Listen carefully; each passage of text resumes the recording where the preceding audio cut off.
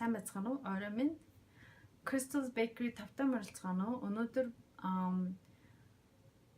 наадын хөрөнгө хийх өдрийн маань 2 дахь өдөр нь байна. Тэгэхээр энэ өдөр бид нэр өчигдрийн одоо хийсэн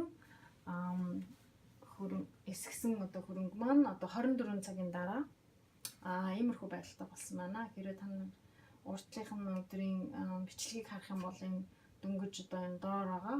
Тэгэхээр өнгөрсөн 24 цагийн дотор ямар ч байсан талхны маань хөрөнгийг үүсгдэг бактери маань өсөж үржиж эхэлсэн байна.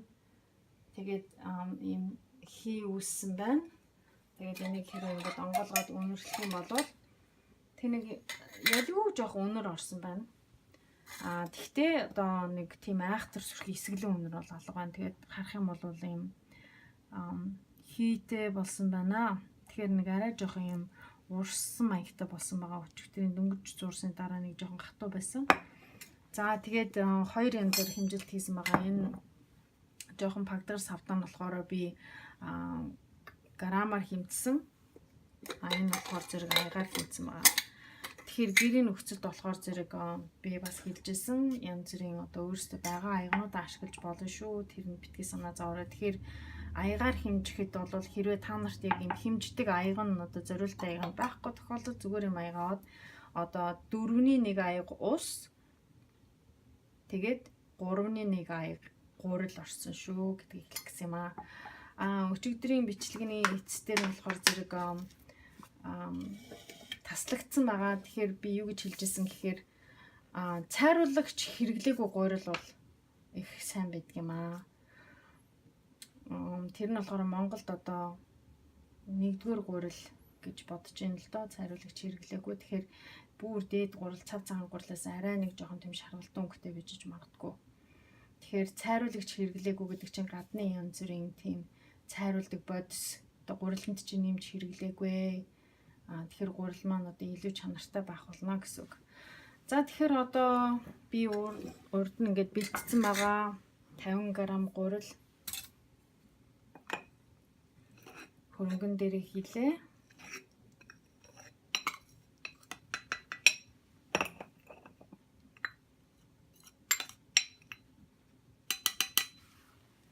За тэгээд 50 г усаа хийлээ.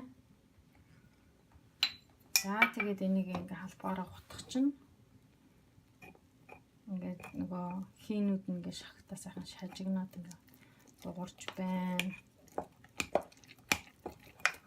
Тэгээ яг сайхан бүгдийн нийлтэлнө гурил ус хөрөнгөө ингээд нийлтэл нэг сайн хутгаад тавьчих.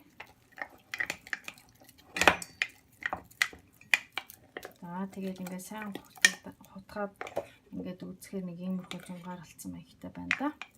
Жохон өтгөндөө хэлбэрийн.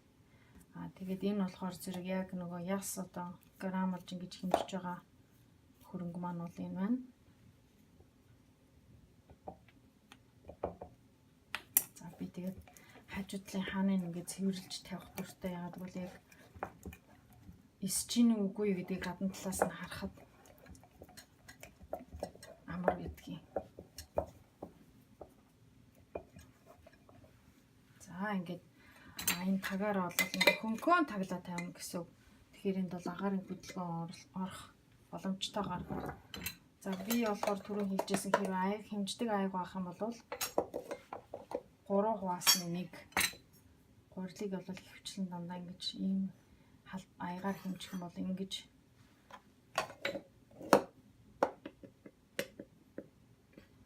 тэгш бүтний артлаар ингээд тэгшлээ. За энэ бол ингээ 3-1 болж байна.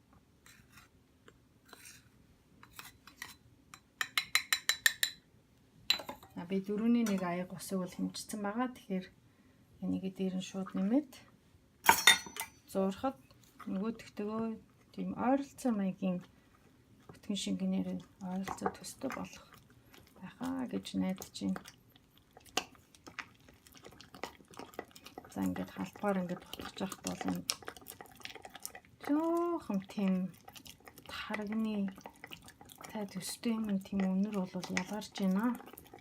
Тэгэхээр ямар ч үсэн хөрөнгөний маань бактери бол өсөж үржиж эхэлж байгаагийн шинж тэмдэг байна. За. Сайхан цэвэрлэжээ. Ханын сайхан цэвэрлээд харагдахаар болгоод орхилоо. За ингээд тагаад тавьчлаа. За энийг бол ингээд 24 цагийн дараа ямар болохыг бүгдээрээ харцгаая. За тэгээ өнөөдрийн одоо хичээлд анхааралтай сонсон та бүхэндээ талархаж байна. Сайхан амарцгаарай. Баяр та.